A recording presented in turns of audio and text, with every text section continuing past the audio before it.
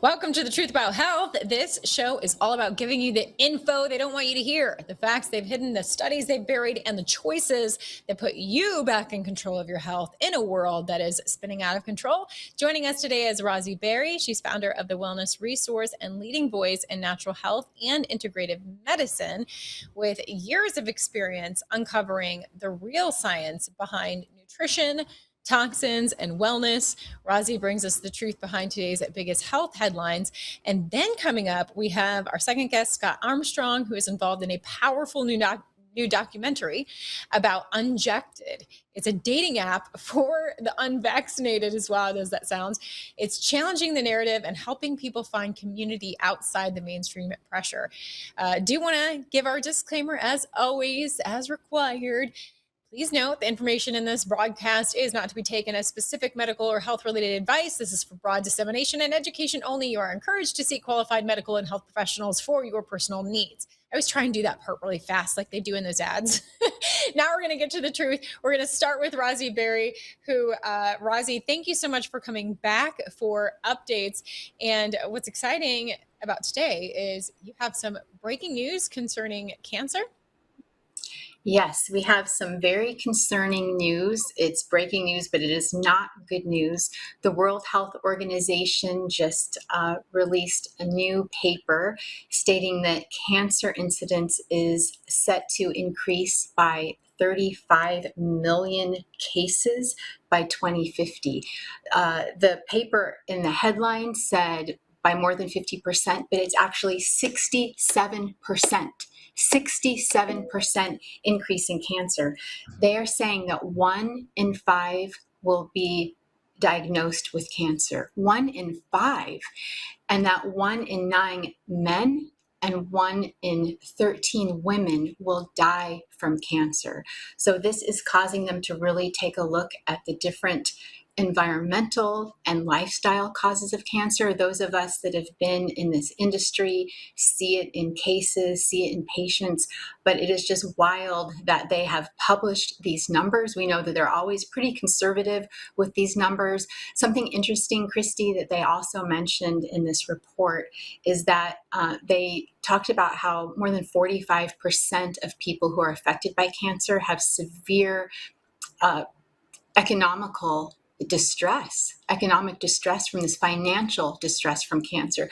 So cancer is affecting our communities, our lives, our families. We know the research sometimes can sort of hedge about the incidence of it and the causes of it, but a lot of what's happening in the news cycle today, but these numbers are just astounding. A 67% rise in anything cannot simply be attributed to better diagnostics. And we all know people in our own lives who are impacted by this. In fact, it is actually saying that 92% of all Americans will be impacted or are being impacted by cancer in some way through their own health or through the health of a loved one.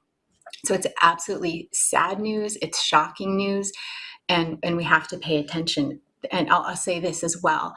They did mention things like pollution, air pollution. For whatever reason, the research likes to always just focus on air pollution, but we know that there's things in our vaccines, in our water, in our air, EMFs. We've talked a lot about these things on the show, but I want to remind viewers, what does air pollution really mean? It doesn't just mean exhaust from the car. It means toxins in the street when they lay down the asphalt. There's a lot of toxins there.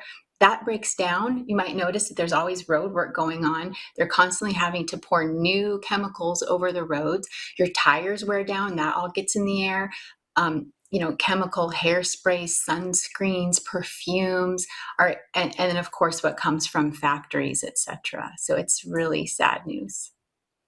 Yeah, I mean, it's so disappointing that we get these acknowledgments, like the WHO is acknowledging that there's this huge, massive uptick in cancers, but then it's like this glaring void of, what could possibly be accounting for this. And it can't just be this blanket, like, oh, we have air pollution, like you said, because, I mean, there was a major thing that happened a few years ago. Everyone was mandated to get this jab, and it's just they never want to acknowledge that contribution. Thankfully, we have others in the movement that are raising attention to this, but it's really sad. And I'm not sure if you have more you wanted to talk about on that topic. So if you do, please go ahead. But it may lead us into our next topic, which is Yes. talking about pesticides, Roundup.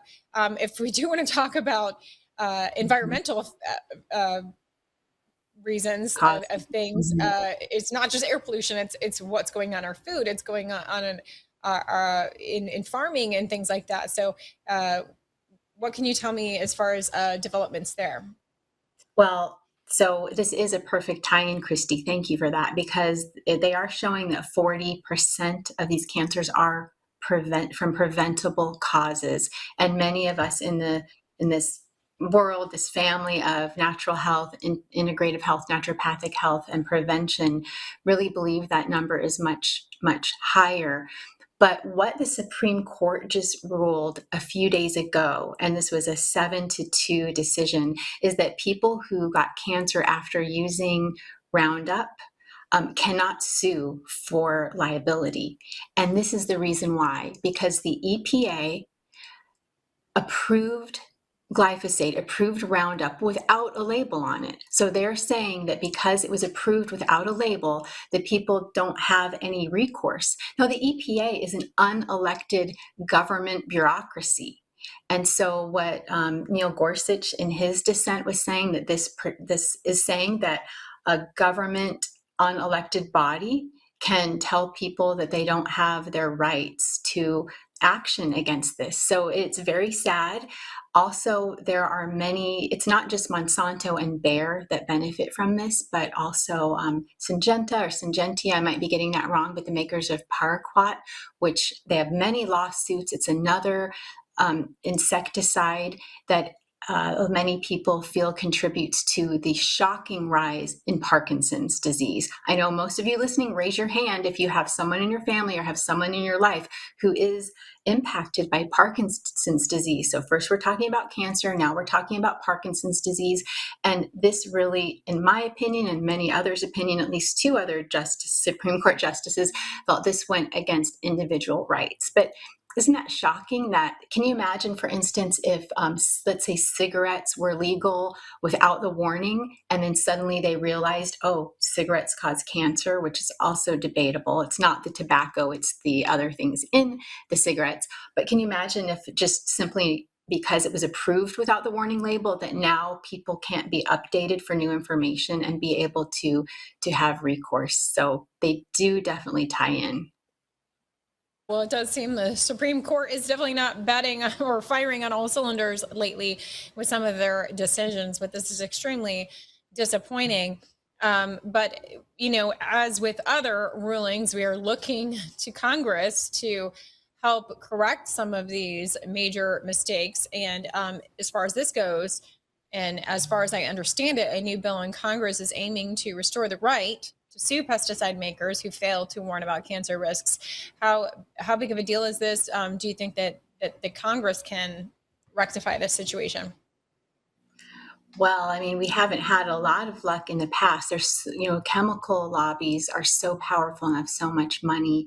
And yes, it's Thomas Massey, and just grab my notes here, Shelley Pingree. Sorry if I'm saying that wrong. So one Republican, one Democrat. It's called the People Over Poison Act. So I urge everyone to speak to your local lawmakers. There's just a risk in business, and I feel like these chemical companies should have to be more honest. There should be labeling laws. I am, like many listeners here, really believe in freedom for people to make their own decisions. But how can you make an educated decision if there's nothing warning you to take a look at it? So hopefully something happens. Anna Paulina Luna introduced a companion bill, so we'll see what happens, and we can keep everybody updated with that. But I would call your local lawmakers and ask them to support this bill, the People Over Poison Act. Are you concerned that this about the precedent this may set as in future litigation or other cases where this whole company gets essentially immunity from liability? Absolutely. We see these government organizations that are appointed people. Many of them are appointed because they become friends with lawmakers and because they are, they have big stakes in industry. And so it takes away the voice of the people when an agency can have so much power. I mean, again, the agency is saying that you don't have a right to a warning and you don't have a right to sue because the EPA said, oh, this product didn't need a warning. So I do think it sets a very terrifying precedent. And it follows other precedents that are equally terrifying. Now, President Trump, he issued a White House order pushing regenerative agriculture and reducing reliance on older pesticides. So, how game changing do you think that could be? Well, what's really important, so it's great that regenerative farming practices are making its way into the news and being accepted by our government. I wish it was a little bit stronger. It is a good first step. It shows that they acknowledge that these pesticides and herbicides do have an impact on our food supply and on human health. What this is going to do is take a look, instead of one product at a time, one compound or chemical at a time, it's looking at the impact when you're exposed to several, because really we aren't ever exposed to just one. There are many.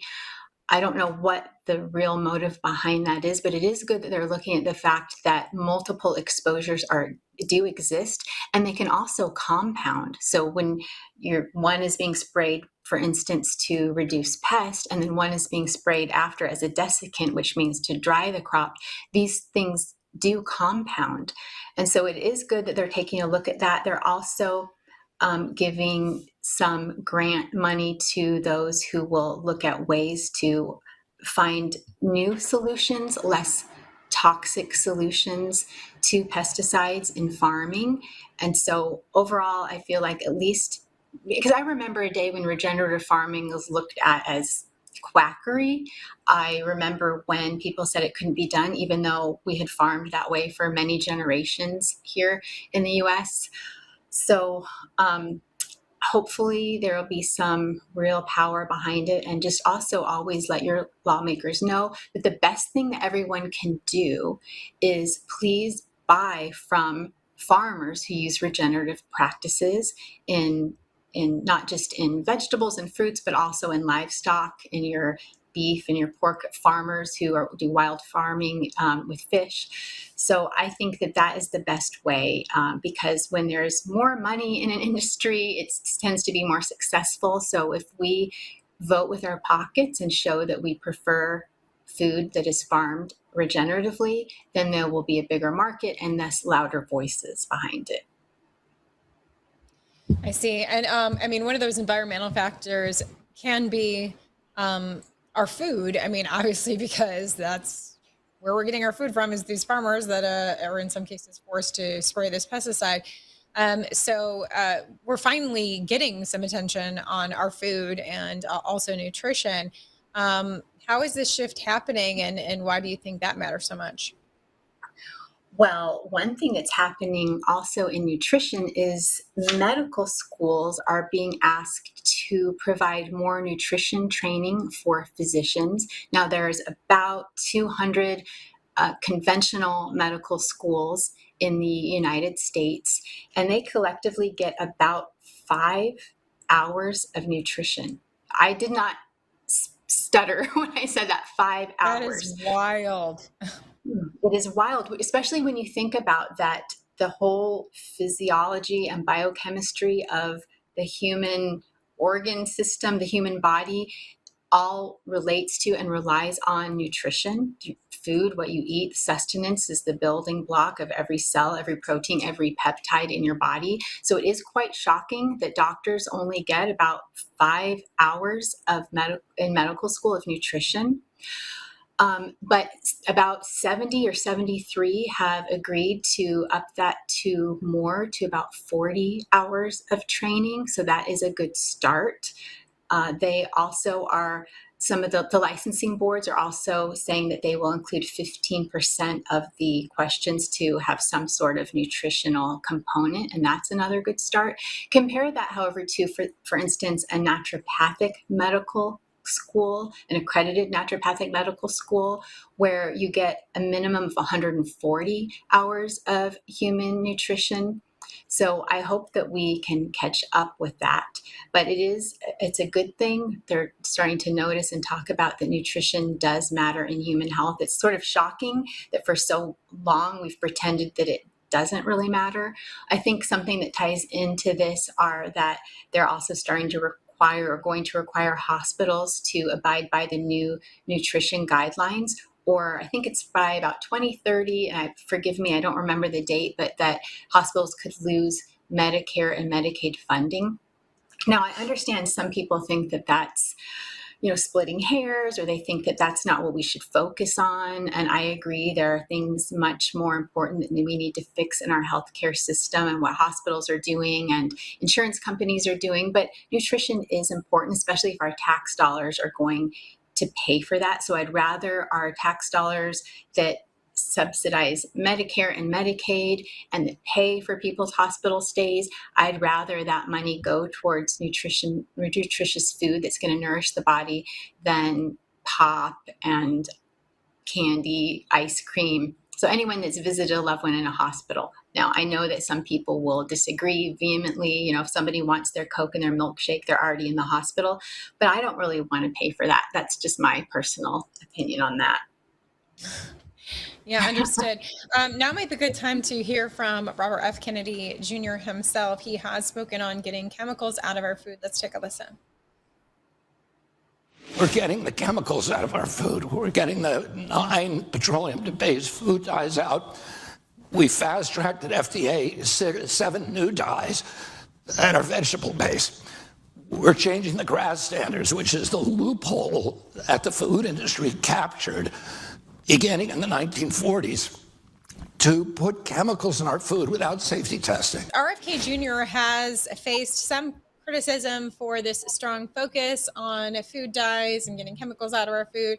Others that were wanting to see him really focus on the vaccines. What's your take on that? Well, I agree. Here's how I feel. You can already control if you buy colored candy, artificially colored food, try to avoid that type of the aisle. So I do feel like it's not the main priority. It does impact human health, definitely. These food dyes can be carcinogenic, mutagenic. They can cause ADD and ADHD in children. So there are definitely toxins, and it's a good thing, right? We want to eliminate as many exposures as we can. On an earlier segment together, we talked about the exposome, which is that whole body of exposures that a person has throughout their lifetime, and that compounds, it's cumulative over every day. And so it is part of it. But I also feel that we could just, as a human race, just reject things that are dyed and processed and try to live better on healthier, more natural choices. Yeah, absolutely. I think we surrender our control too much and we don't recognize the power that we have. And that's part of the purpose of this show, is to empower people. The more informed we are, the more empowered we can be in taking ownership of our own health instead of waiting for the government to step in and do something. I mean, we're supposed to be against the government stepping in. So it's a good reminder. But on that note, I do want to talk about some COVID policy and liability there. The COVID emergency era finally winding down, but some protections are remaining. So what does this mean going forward? Well, yes, that formal COVID emergency is over with now, or will be by December 2026, so still not yet. But the protections, the liability shield, that is what's really upsetting everyone, that's going to continue through December of 2029. Now, this means that, people can't sue for injury. I really believe that if you're the owner of a product and you put a product out, there should be informed consent, and if there should be repercussions. However, this completely trumps that. And so it is very disappointing. Why do we need these to linger? Especially more and more people are realizing that some of their, this rise in neurological conditions and others, cancer, etc., are coming from exposures. I also want to say that I'm also speaking from my own personal opinion, and that I do publish doctors in the Journal of Applied Natural Medicine that have a full spectrum of opinions on various things, not particularly this topic, but I just wanted to share that.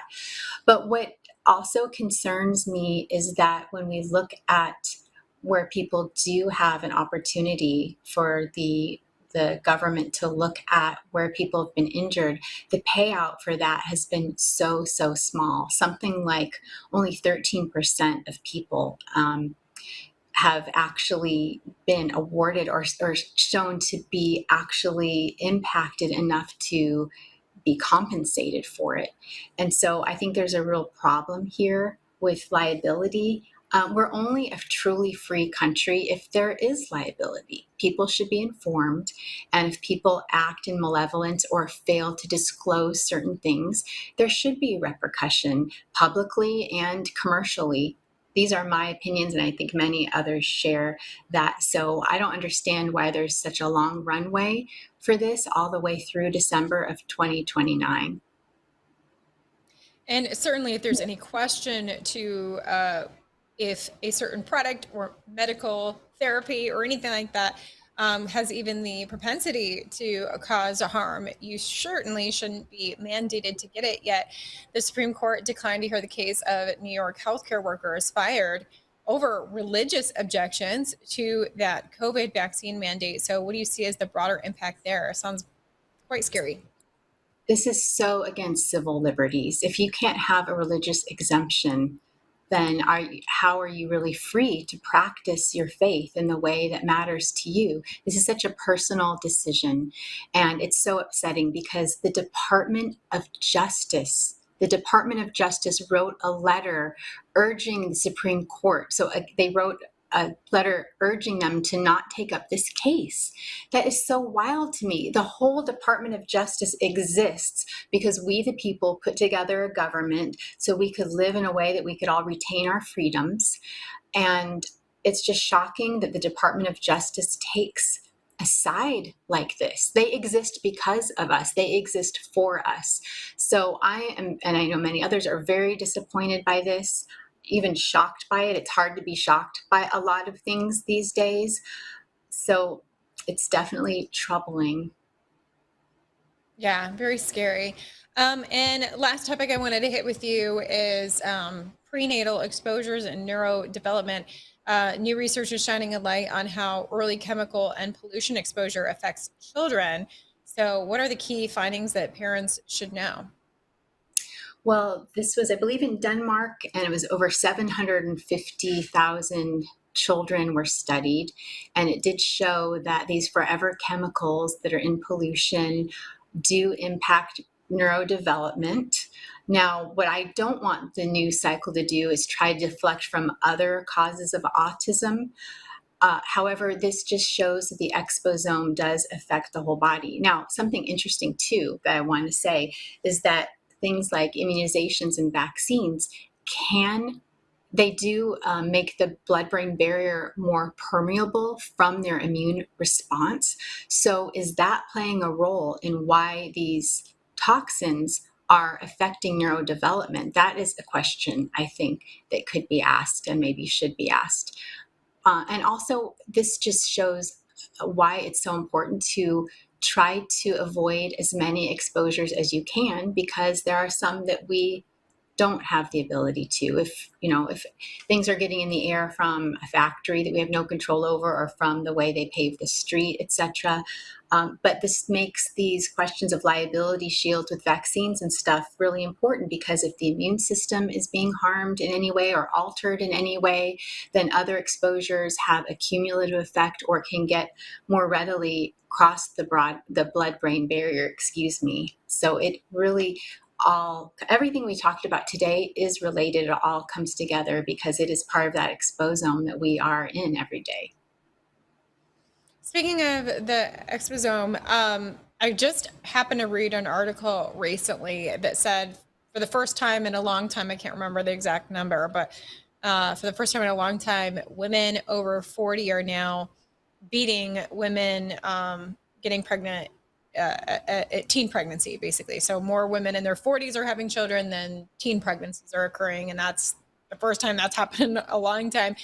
A lot of times when you're over 40, speaking from experience, they scare you and they say you're higher risk for all these other problems with the baby. And it just has me wondering, like, how true do you think that is? I mean, if women can get pregnant after 40, like, I mean, do they really have a higher risk of complications, or is this more about prolonged exposure to some of these environmental toxins that women have as opposed to just the age? I think you exactly are right, Christy. I think that this is really that fertility rates are declining in younger women who've had longer exposures. These are the first generations who've had consistent exposure to EMF, for instance, being baby monitors and iPads from while they were, firstborn. And so I think Yeah. that has something to do with it. We also have all the different toxins, the different immunizations have risen that children are given or recommended. So there's a lot more toxic exposure. We have generations where a lot of things were still packaged in paper and in glass.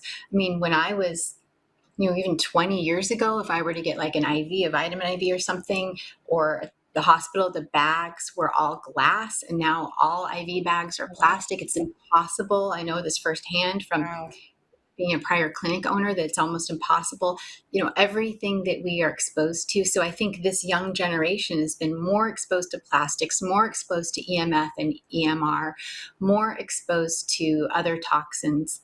And I think that is more the reason why then suddenly women over 40 are becoming more fertile. Interesting.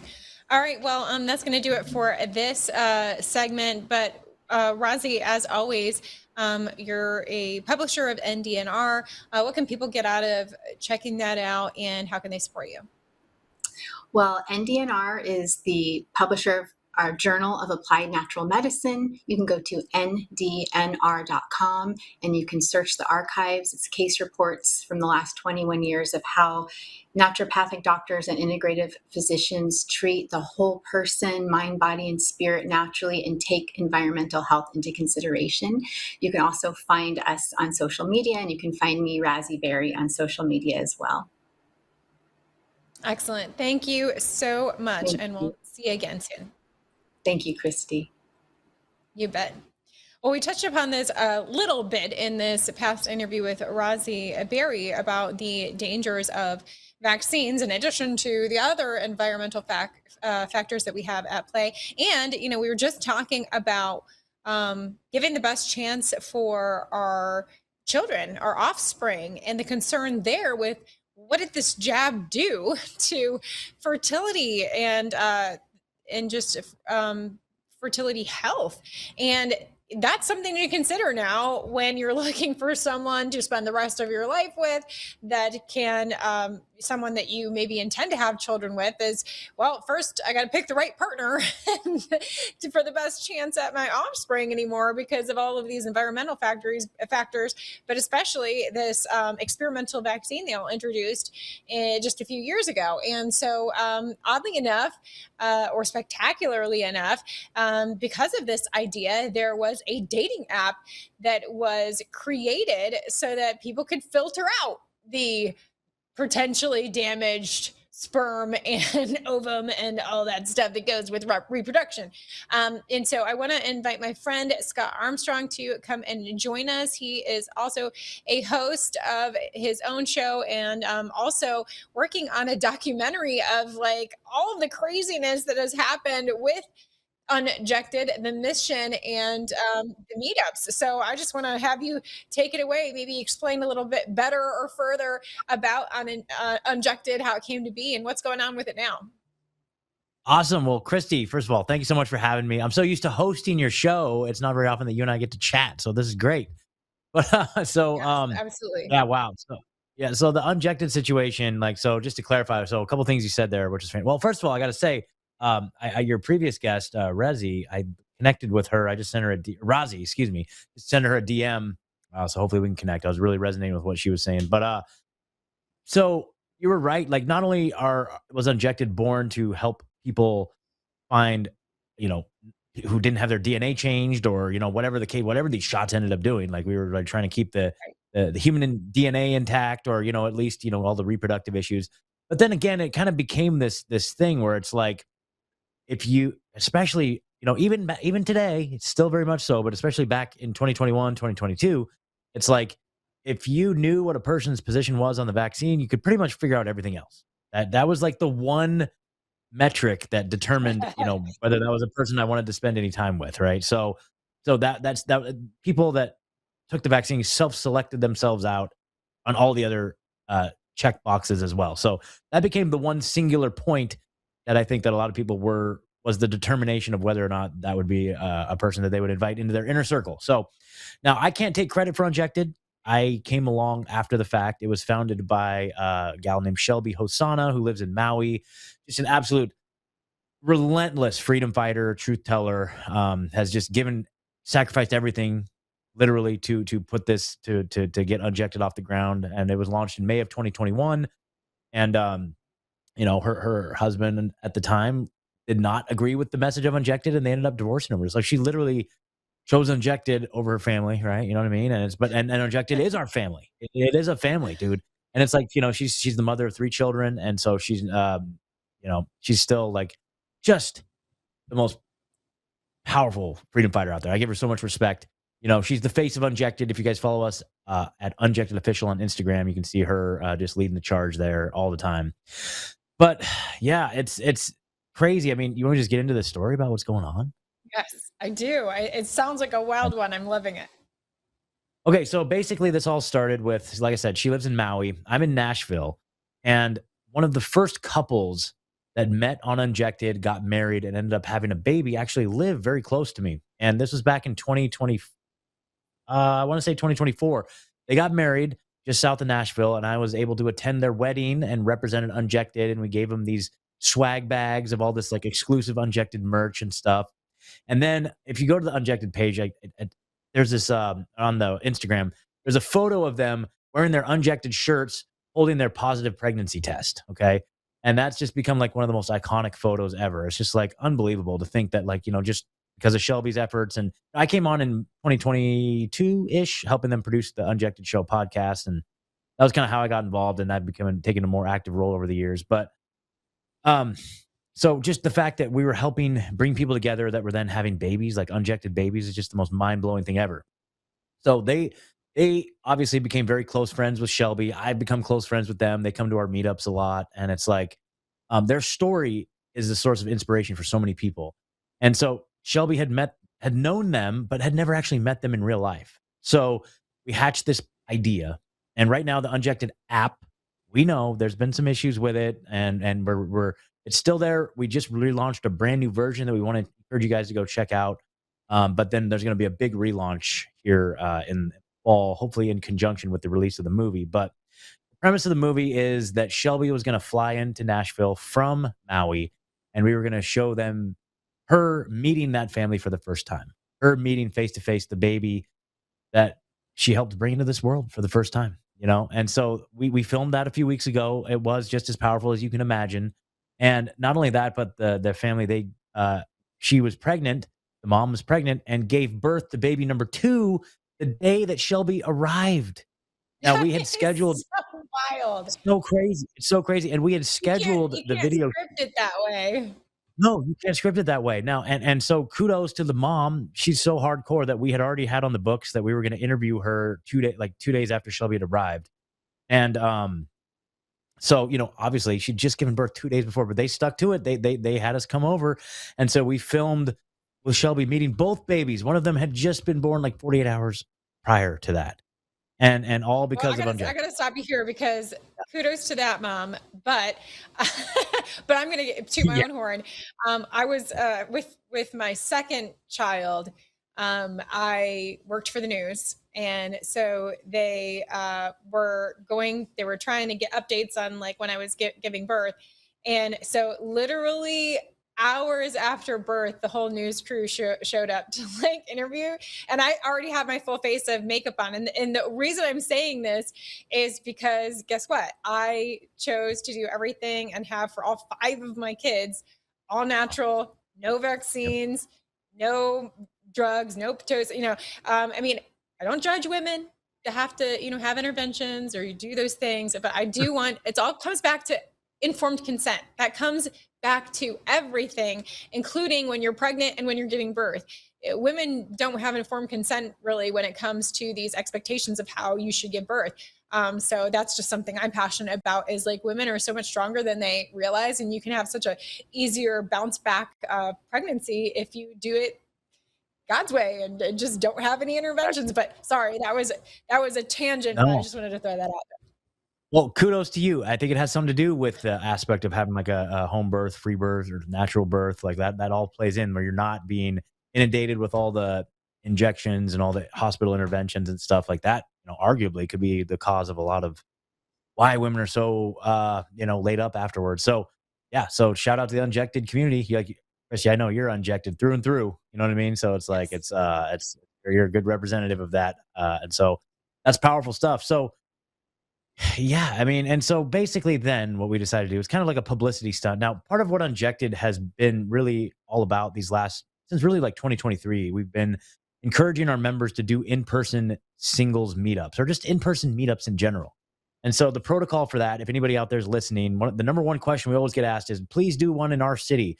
Well, it's like we don't organize the meetups. It's our members that organize the meetups and we encourage them. And here's the playbook. So what you do is you find a venue that's willing to host you and if you're in a big city or like a liberal city, then it's like a place that maybe stayed open during the lockdowns. Okay, so find a place like that, pick a time, a date, location, send a flyer to us on Injected. You can just DM us on Instagram, and we will post it. We will promote it. We will get people to your event. We have a pretty massive following. We have like 63,000 on Instagram. We have about 100,000 person email list and Substack, and so we can get the word out about these events if you're looking to do that. So when Shelby was here, we decided to do our own. We were going to organize our own. And this is like, I'm here in Nashville. I do them fairly regularly, just organize them for the local community here. But this was the first time that we'd done like a series of them across the country. And so we chose Portland, Oregon, Boise, Idaho, Denver, Colorado, and Nashville, Tennessee. Now, you'd think that like the Portland one there would be some protesting to that one, but no, that went off without a hitch, not a single word. The Denver one, however, was a whole entirely different situation. So a local news outlet called Westward heard about this singles meetup at this place called Recess Bar and Grill or Recess Beer Garden, and they basically we have all these text messages, and we said, do we need to organize with you guys? Yeah, they call it a shingles mixer because they're so funny and clever, and they think that they're the first ones there. that came up with that. Yeah, so it's a I shingles mean, mixer, right? it is.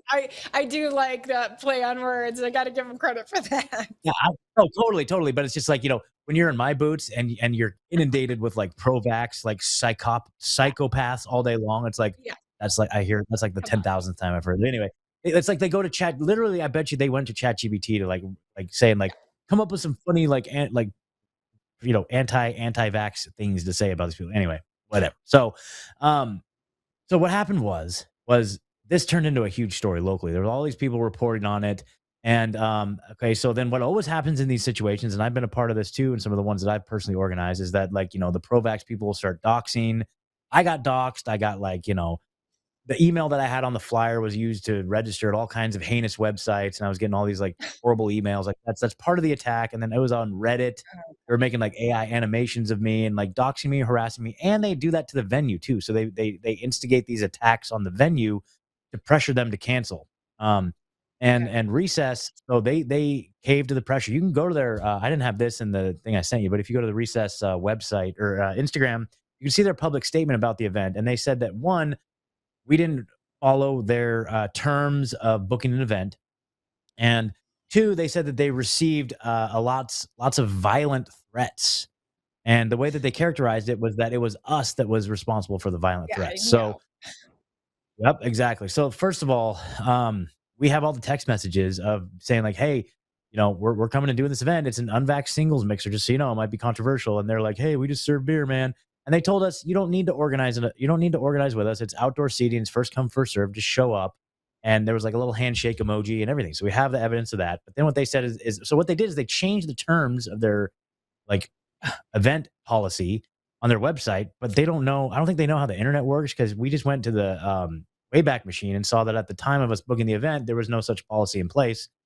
Yeah, of course. So they changed their policy and they said that we violated their policy, and then they publicly defamed us. And so now there's a lawsuit. So we're suing them for defamation and discrimination. And yep, it's discrimination. And because they discriminate, it's like your previous guest said, you know, a lot of times people choose not to take vaccines based on, you know, either medical conditions or deeply held religious beliefs. And so if you're discriminating against a group of people based on that criteria, then you're going to get a lawsuit. So now that's been picked up by a very reputable, you know, vaccine risk aware group. I don't know if they necessarily want me to put their name out there, but I'm sure that I'm just going to err on the side of caution. But anyway, so we have like solid legal representation now. And it's awesome. Nice. And it's been accepted by one of the highest judges in Colorado has accepted to hear the case. So it's like it's getting to be kind of intense. Now, the fallout from this lawsuit has now reached the mainstream. It was like the local news articles or news publications, and then we got a call from Wired Magazine. So Wired Magazine did an article on us, and their headline's so funny. It's like, anti-vaxxers are doing in-person meetups and people are mad as hell about it. Now, granted, I did speak with the guy and he quoted me pretty well. You know, and then people are mad as hell about it. Anti-vax dating apps are going IRL. People are mad as hell. So, but you know, to be fair, in the article, he made me sound awesome because, you know, and then after that, we got a call from the Washington Post. Okay. So the Washington Post ran a full article on us too. And I talked to the lady there, and I will say this is really interesting because the Washington Post, I spoke to her for about an hour. She was a younger gal named Gray Battle. And, you know, obviously I had all these assumptions going into it, talking to her, and she like had just graduated college, and she said she lived in Alabama and was aware that COVID even happened. You know what I mean? So I don't think she understands like the nature of like what we went through. And it was interesting because she gave me a really fair shake. Now I know a lot of times these liberal media journalists, they will like be very nice to your face and then they just stab you in the back. But she really didn't, man. And she seemed to have like a really like epiphanies through it, you know? And it was really interesting. She even said to me, she said, what do you think the mainstream media has gotten wrong about people that oppose the vaccines? And what would be your message to the mainstream media about how they could do a better job? And I was just like kind of taken aback by that question because like in that moment, I felt like the whole weight of an entire movement on my shoulders. Like if given the opportunity, what would you say to the Washington Post if you were asked that question? And so I just like, you know, I think my response was something along the lines of like, you know, I don't appreciate the fact that you characterize us as stupid, dumb, and ill-informed when in fact, I would make the argument that we're the ones that are doing the actual scientific research and all that stuff. So anyway, blah, blah, blah. So I thought that was interesting. So the article came out, and again, of course, they have to take the line of like, well, but the COVID vaccine saved millions of lives and blah, blah, blah. But I felt like they quoted me properly. They did a great job, and you know, they did great. Now, so funny because then Fox News picked up word of this, and maybe we can watch that clip because I think you guys have it queued up here. But Fox News, okay, they picked up on the Washington Post article, and so they're like, hey, here's Injected, and well, I'll let you hear what they say. If that's cool, I don't mean to do your programming here, but I'm just saying it's worth listening to because to me, the point is that I think the Washington Post did such a better job than Fox News even. Like, it's unbelievable. So, kind of funny. Anti-vaxxers are now coupling up on apps for uninjected singles.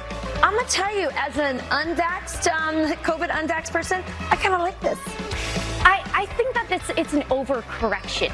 And I understand the reaction when the Biden regime basically put everyone on watch lists. But these guys just seem to be dirty hippies. They're anti every vaccine. And of course, the leftist media will try to lump them in with people who questioned the mandatory COVID jab. Yeah, I guess I'm a dirty hippie now. All right, I'll take that. I'll take that. I'll tell you. Okay, so there Love you that go. Rachel Duffy. Yeah, I love that Rachel Duffy was Yeah. like quick to correct that, because the young, pretty face in the yellow dress, Yeah. she didn't do this justice. I mean, come on, dude. There's Good. it used to be thought of as like young hippies that wouldn't get vaccines, but that has changed. There are so many people that have woken up since COVID that it's an injustice. But I mean, it's also actually kind of cool. Like, why why take it Yeah, as an no, it's great. insult? Like, No, hippie to it's great. hippie used to be a cool thing. It can still be a cool thing. 100%, man. Like but yeah, cool. Call me a dirty hippie. That's great. But being called dirty hippies on Fox News, like that's peak. Like you cannot pay for that type of publicity. That is so awesome. But I do have to respond a couple things to that. And it's like, holy crap. Okay. So first of all, she said it's an overcorrection, as if this is like a new thing that we haven't been like on the front lines since the very beginning. And the other thing too, like, okay, so this is what I have to say. Like, first of all, they used the wrong logo. That was a logo from like 2021. We have a new logo now. So they didn't even do the due diligence to get the right logo. They didn't reach out to us for comment or any sort of due diligence whatsoever. And Terrible she said, yeah, terrible journalism. And then she said, they're against all vaccines. And of course, the liberal media is going to lump them into people that were against the mandatory vaccines. It's like, lady, do you have any idea who we are? We are the face of the people that are against the COVID vaccine. That is legit who we, dude. So it's like, she's like trying to disparage the liberal media for their characterization of us. And it's like, lady, you're just made a fool of yourself. So anyway, so that's my response to the Fox News thing. But thank you. Please keep talking about us. Please, please, please. So that was hilarious. Okay. But anyway, so basically that's what's going on right now. Like it's just kind of, oh, and then okay, so you and your honors may or may not appreciate this, but we did get reached out to by Playboy magazine as well. So apparently there's going to be a whole spread in Playboy. Well, oops, maybe that's not the right choice of words. There's going to be a whole piece in Playboy about I Injected, love it. You're which so is good just at so this. which is so crazy. But anyway, so I would like to say, if you guys we have 2 trailers out for the film right now, and we are self-funded, producing it ourselves 100%. Like I'm filming it and doing the editing myself, and we are still in production, and we have some hopes of doing some cool things and maybe going and interviewing some people and making this as big of a production as possible. But like I said, we are self-funded. We have no backers whatsoever. We're looking for backers if anybody wants to help on a executive producer level. But as of right now, we just have like a give, send, go that we're trying to get contributions for. Yeah, you can watch the first trailer that we issued there. If you go to gibsongo.com/unjected, and then there's the first trailer at the top there. That's kind of a more of a na type of trailer, which is hilarious. I don't know if you have the ability to play this on there, but it's pretty great. And then we have a let's go ahead and heartwarming watch some trailer of as it. well. Okay, cool. Let's watch this one. You know what? You just messed with the wrong people this time. She cooks, she cleans, she doesn't take vaccines. When I look in her eyes, I don't see no fluoride. She's gold. Nobody changed our minds. My rejected girl, she's a queen, takes my breath away. My rejected girl, never taken nowhere more. So sorry that unvaxxed people are hotter and you couldn't handle that. Boom, there you go. Love it. It's so good. Speaking of, getting the last word and everything, you were prevented from going to that one restaurant. You have a lawsuit against them, but you did ultimately meet up, right? Yes. So that's important to point out. So a local country music venue called the Grizzly Rose in Denver. Shout out to Grizzly Rose. They heard about the controversy and they reached out to us personally and said, hey, we support you. We love what you're doing. We would love to host your event. And so because of all the controversy, I actually flew out to Denver to film the event. So a lot of that footage you saw there was from the actual meetup. And there was about 150, 200 people there. We packed out the whole back room. And everybody we talked to, none of them had heard about Injected until all the controversy. And then a lot of them, everyone was saying like, oh my gosh, we heard about this like unvaxxed mixer and all the hate for it. And we're like, that's us. That's our people. We got to go. So everybody that showed up to that found out about it through the adversarial hit pieces that they try to put out against us. So I don't know if the media will ever learn that every time they try to do an attack on me, or they'll say something to me like, Armstrong says crazy things like he would never date a woman that took the vaccine, and I'm like, that makes me sound awesome. Like, they don't understand that they make us sound awesome to our people, and our people find out about it from their attacks. So it's just like, just bring it on, dude. It's so great. It's so funny. Yeah, I mean, I most definitely would have signed up on that app if it had been out when I was licking. But I got very lucky to meet an extremely scarily like-minded person and create a life with him. But it is hard. I mean, I had to go through that singles season. As a also with the extra challenge of being a public figure, I was always a face in town as and being a news anchor, and suddenly a single. And it is so hard. I mean, to use those kinds of apps. I dipped my toe into them, and it was always very brief because I was like so disgusted with the process that I would just be like, okay, this isn't working, that's not going to work.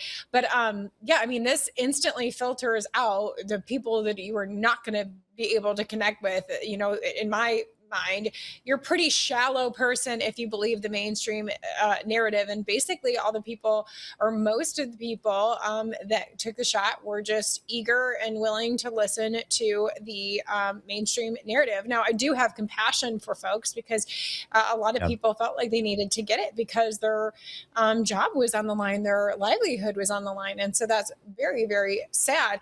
But we've talked about, you and I have talked about the aspect of connecting on that intellectual, emotional, whatever level. But I mean, there is something to the physical level as well.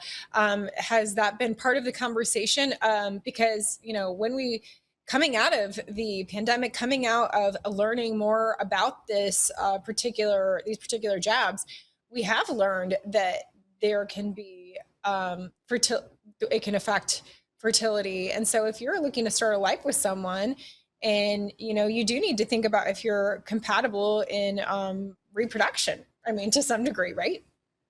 Absolutely. Oh yeah, absolutely. And that was the basis of, like, when Shelby tells the story about how, like, the moment she decided to start Injected was when she was reading one of the original Pfizer clinical trials, and it talked about how the trial participants were prohibited from engaging in sexual activity, intercourse, for the first 30 days after receiving the injections, due to, like, you know, they didn't know if it was going to spread to somebody else. And so she was like, oh my God. So if you even sleep with somebody who took the injection, then you're at risk. And so that was, like, kind of the main driver to, like, okay, we have to build a community for people to find each other outside of this, you know? And I agree. I think it's more important now than ever because, yeah, we have a lot more information now. It's more, you're able to talk about it more openly now than you were in 21, 22. Even though none of us stopped talking about it, you know, it just didn't have much of a voice to talk about it with. But the people who wanted to hear the message found us. But it's like, what this proves with the situation in Denver and so much of this is that the persecution, the hatred, the vitriol towards the unvaccinated is just as rabid as it was back then.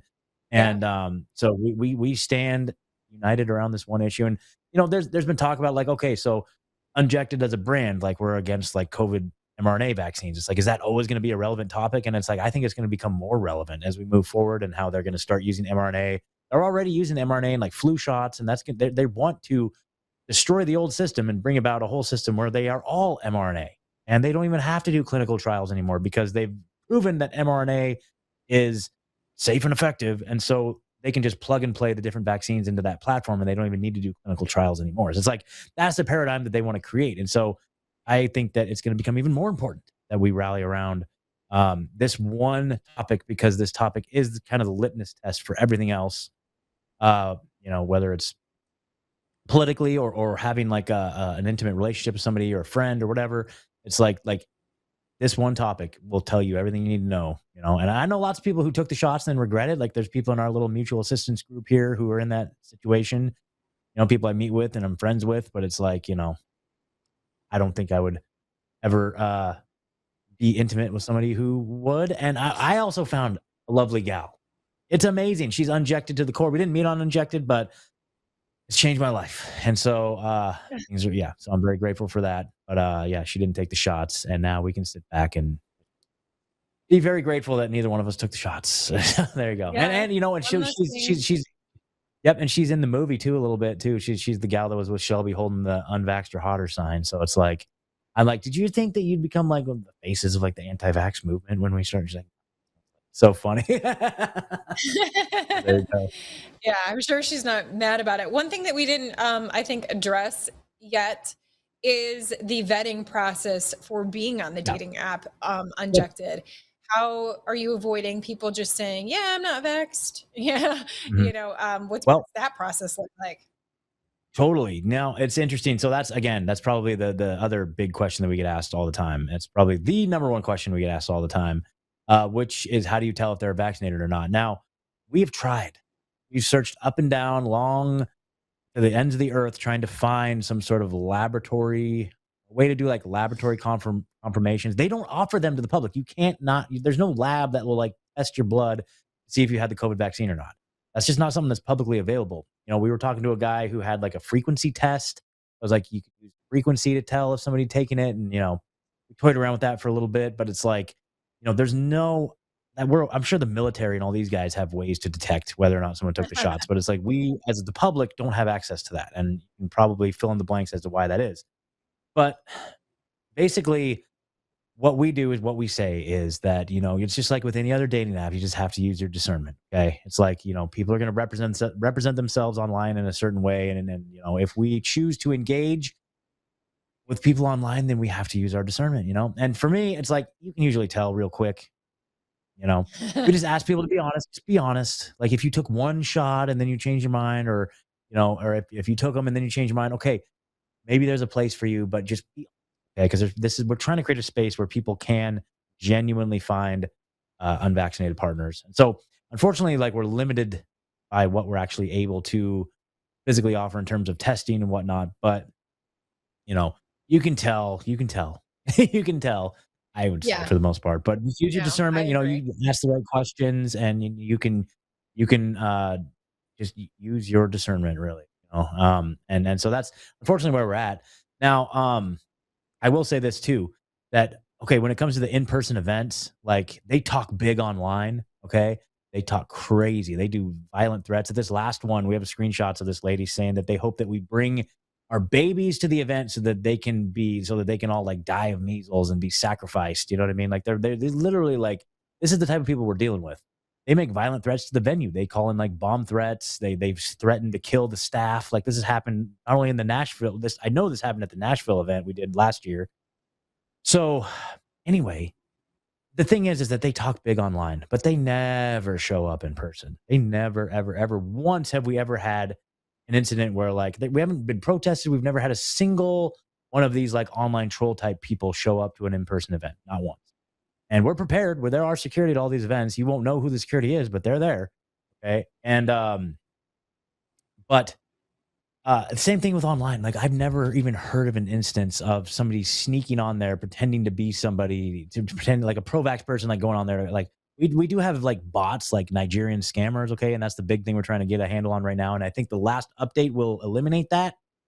But yeah, as far as like a pro-vax infiltrator, like that just doesn't happen. Like it's just weird. They just don't take that additional step that doesn't like fulfill them, because I think the need of a troll is just like, vitriol in the moment. They don't Yeah. like instigating anger from us in the moment. And like, that's too long of a long con. They don't have the patience. So they don't come in real life, and they don't take the additional step of like creating a profile. But what we're doing right now to basically incentivize people to join the app, and also to weed out the bots, is that you have to put a credit card in right now to pay for it. Okay, because now the bots won't put in a credit card, and it's only $1. And I'm not saying like $1 for your first month, and then like no, Unjected to use the app is $1. Okay, It's so amazing. go check it out. Yeah. So it's just to Yeah, that's incentivize awesome. there to put that extra layer of protection to prevent the bots, but Right. also to come join us.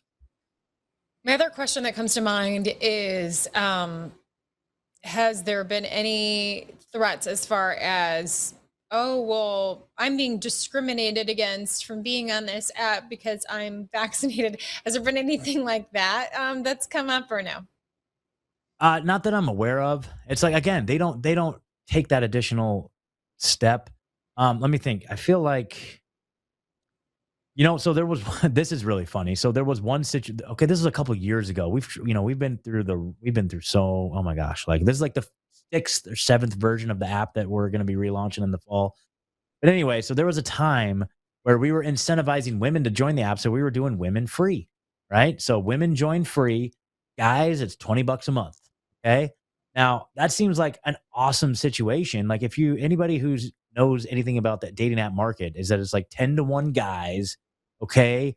And so if you have like an attractive like woman on there, it's like awesome. So we're trying to incentivize beautiful inside and out. All right. And we're trying to get women on the dang app. Okay.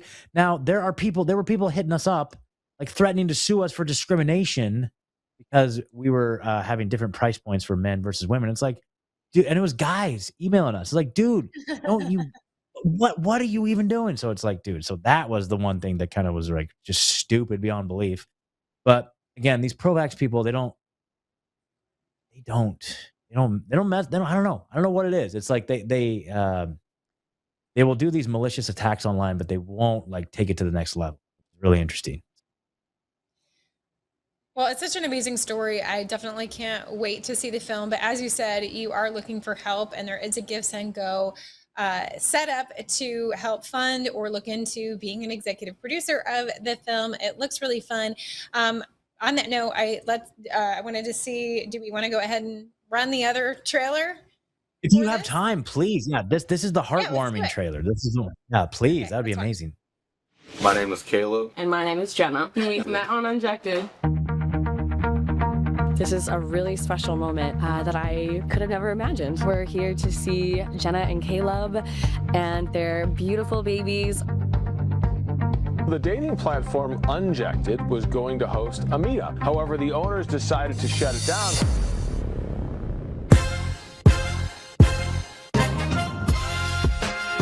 You know, I hope that people find love. I hope they find friendship. I hope they find their community, but I most of all hope that they find the power within themselves to know that nothing's going to change unless we make it happen first. And that's going to be us speaking our truth as loudly and as peacefully as possible. Can you say thank you? Thank you for being on this earth, dude. This is crazy. Oh, thank you.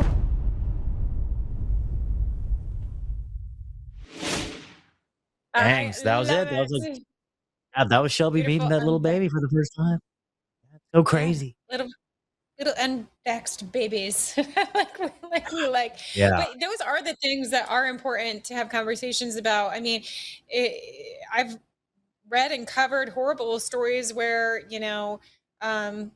couples have not been in agreement on this, and so maybe you don't want to inject your child, but your partner is adamant about injections. And I mean, that's the last conversation you want to be having about your children. So get on the same page, from the beginning. And here's a nice way to make sure that you're on the same page before you let the chance at love grow. So it's a great thing that Shelby's done, and I just love watching how this evolves and how you're involved and everything else. So again, I do want to encourage people to go to givesendgo.com and /unjected, givesendgo.com/unjected. You can find out how you can help support the film or become a producer. Is there anything else you wanted to share before we let you go? That's pretty much it. Thank you so much, Christy. Yeah, I will say, like, along those lines, if you look on the fundraiser, there's all kinds of different incentives. Like if you a certain dollar amount, you get a free t-shirt bundle. Then obviously as it goes up, you get more and more involvement in the actual production. And yeah, we've got some big meetups coming up soon here. So more information about that. But yeah, this is the big push. Yeah, come join the app and follow us on at Injected Official on Instagram to stay up to date with all the antics. And then my little media production company is called Free Frame Nashville, and you can follow at Free Frame Nashville on Instagram. It's like a big boy company. I'm not I'm not doing all the conspiracy stuff anymore. I'm like actually providing services for local businesses, making ad campaign. So it's kind of cool if you want to see the entrepreneurial side of things, like a truther gone entrepreneur. It's like, I'm done talking about flat earth and all this stuff. Like, I just want to learn how to grow an actual business. So that's what I'm doing over there. And so, You can do both. you can do both. You can do both. Yeah, that's the thing. That's the thing. It's like, I need to put down the conspiracy books for a little bit and learn like business strategy. So I say I've traded Alex Jones for Alex Hormozy, but I still listen to Alex Jones. But Alex Hormozy, he's like the business coach guru guy. But anyway, Christy, thank you so much as always. It's always cool chatting with you, and it was great to connect. Yes, and I encourage people to connect with you. Scott Armstrong, thank you again. Thank you so much.